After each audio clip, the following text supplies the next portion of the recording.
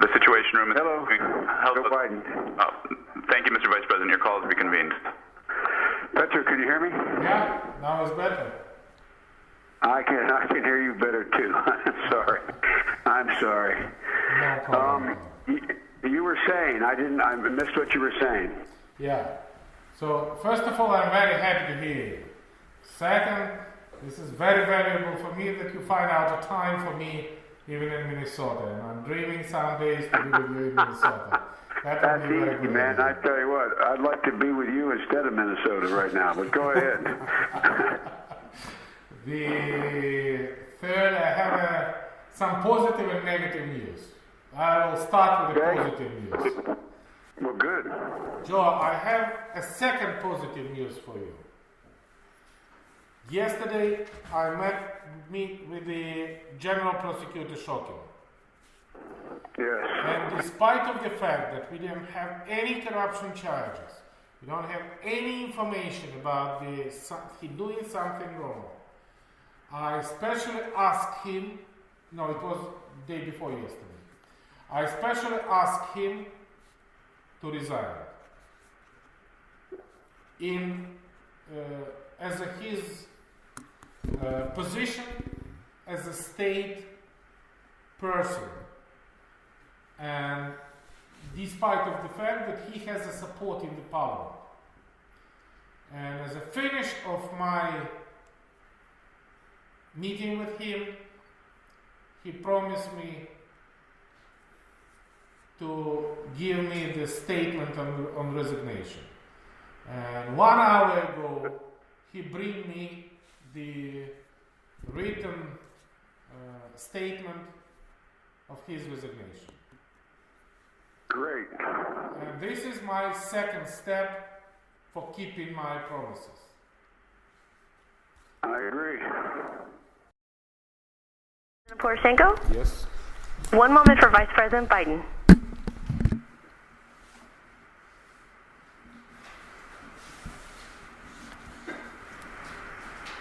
Introducing President Poroshenko. Hey, Mr. President Joe Biden, how are you? Very well indeed. All the time when I hear your voice, Good.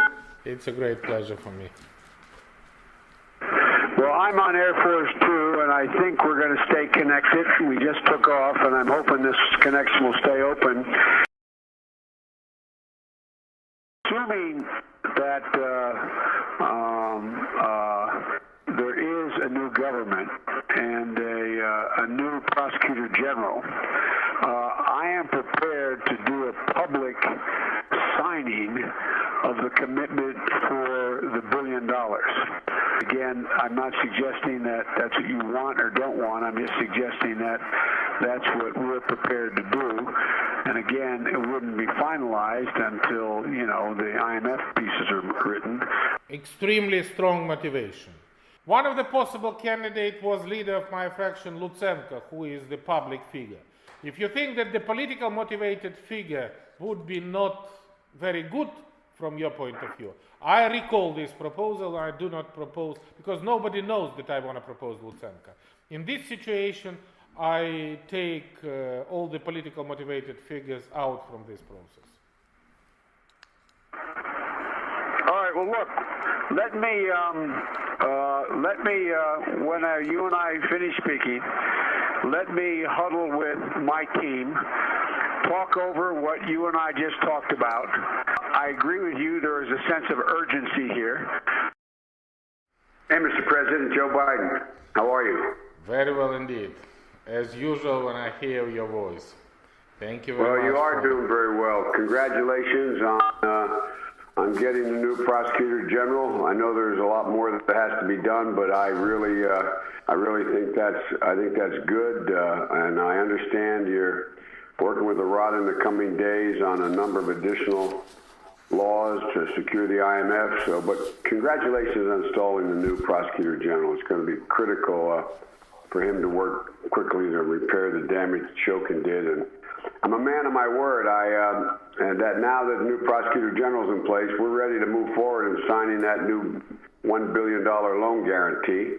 And I don't know how you want to go about that. I'm not going to be able to get to to Kyiv anytime soon, meaning the next month or so, and I don't know whether you could either sign it with our ambassador, or if you came here, we could sign it, or if you want, we're inviting Groisman here later. I'm going to be talking to him later this morning, not for that purpose. We're inviting him to Washington, and so I'll leave it up to you as to how you want that done and when you want it done.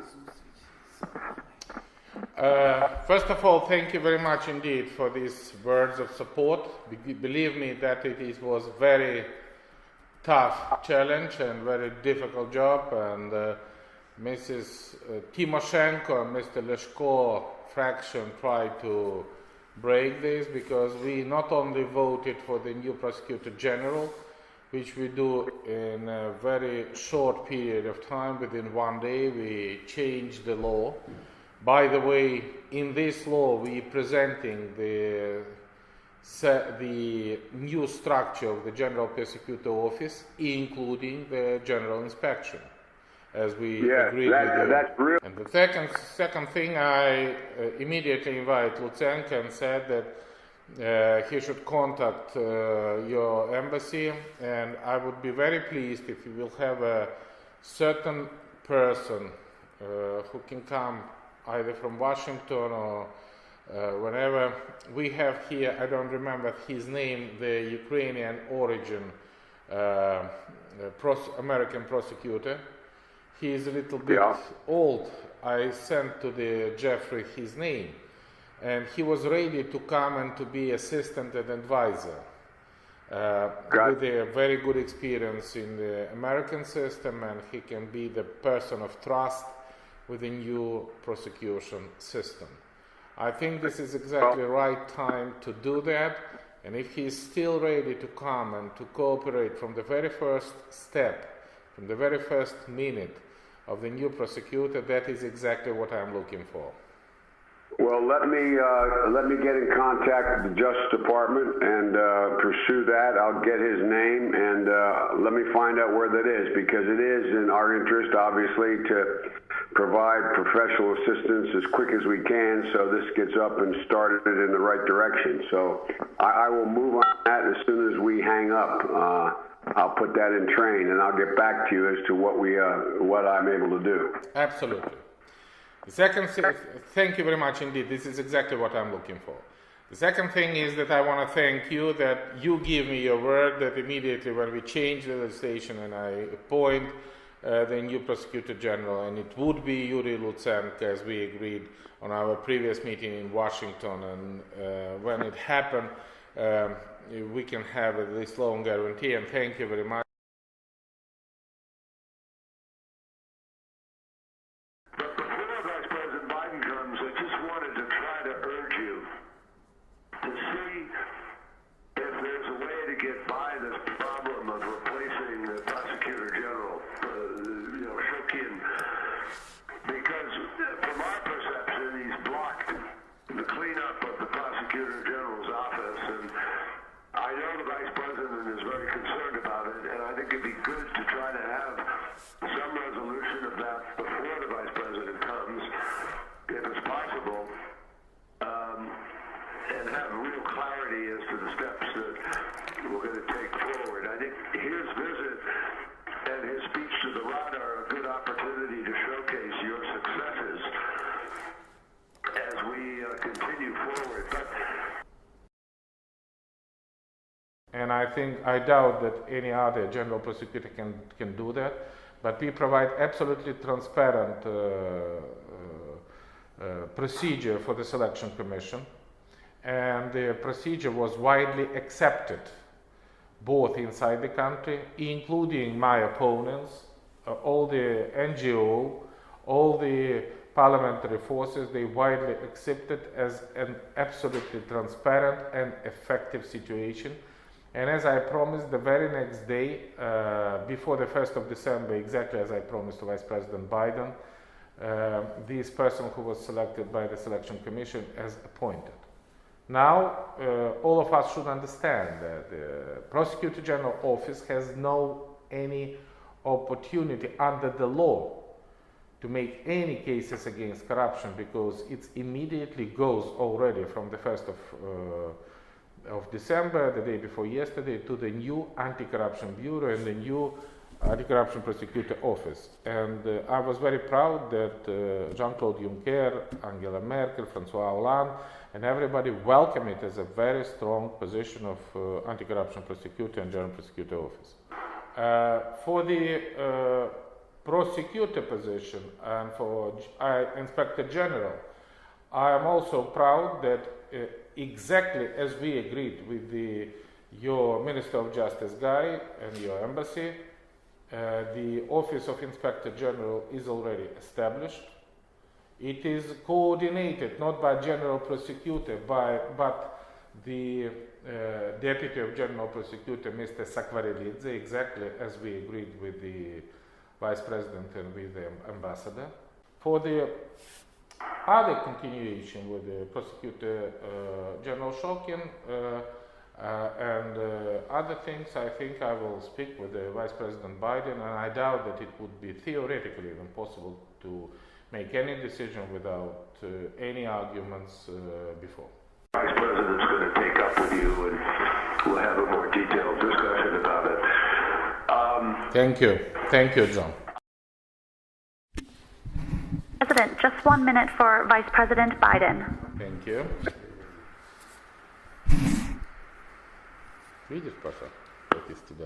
Introducing President Poroshenko. Now I have, and I think we can trust each other, the party of Arseny together with me. They were together during the voting of the General Prosecutor, voting of the government, voting of the IMF, and I hope we have a significant level of support. Unfortunately, this is not fully enough. This is almost majority in the parliament. And those who goes to the United States, Samopomich, Timoshenko, and Leshko, who do not go there, for different reasons, completely against that. Because this is the political reason. This has nothing to do with the essence of the agreement. This is just a dirty political tricks. And that's what I'm asking from the Jeffrey. Please do not give the grants to the Samopomich. Do not give them money. Because this is not a financing for the opposition party. This is the financing of the absolutely irresponsible political leader who is doing very bad things for the future of my country and for the Ukraine, for the security and for the stability. That's, I think, first of all, I am completely satisfied with the messages they received in Washington. They were quite strong and quite decisive. I think that would be a good idea if you continue to have a press on Samopomich, because if Leshko and Timoshenko, this is a loss, on Samopomich because you support them, in that situation they could give a positive response, because without Samopomich we cannot even expect any positive things on the constitutional changes. Okay. All right. Well, look, that would be impossible, because if I can count on me with a law, election law, I can find out the votes. Without Samopomich, I cannot find out the votes on the constitutional changes. This is very simple. All right. We will do everything to help you to get the votes. Let me ask you one thing before I forget. Privat Bank. I understand the governor of the bank is tentative about setting a date certain for the transition to take place, and I'm being told secondhand that, I don't know if this is her position for sure, that she is unsure of a date until she gets an agreement from you. Here's what I've told them. I've told them to get back to her and set a date, and I would talk to you about the date. Because this is getting very, very close. What I don't want to have happen, I don't want Trump to get in a position where he thinks he's about to buy onto a policy where the financial system is going to collapse and he's going to be looked to pour more money into Ukraine. That's how he'll think about it before he gets sophisticated enough to know the detail. So anything you can do to push the Privat Bank to closure so that the IMF loan comes forward, I would respectfully suggest is critically important to your economic as well as physical security. I know it's difficult. I know Kolomoisky is a pain in the ass and a problem for everybody, but it really is critical that you guys figure this one out. And you've been good. You've publicly spoken out as I've asked you to do. You've done that. I just want you to give the what's she called, the commissioner, the governor, the governor of the bank, give her some spine. Let her know that you're going to be standing there when she sets a date and moves forward. This is very important what I hear from you, and I think that on the 22nd of November, on Tuesday, I will have a final report from Ernst & Young audit, and we agreed that me, Prime Minister, Minister of Finance, Governor, I invite Arseny and our security officers should meet and make a decision about the date. The only reason I have, after 22nd, when I have an audit report, we have a voting of the budget in the parliament, where Kolomoisky has a significant number of members of parliament, and the Prime Minister asked me to vote budget first and then launching the process. This is the confidential information, but I will keep that with me. I will keep that with me.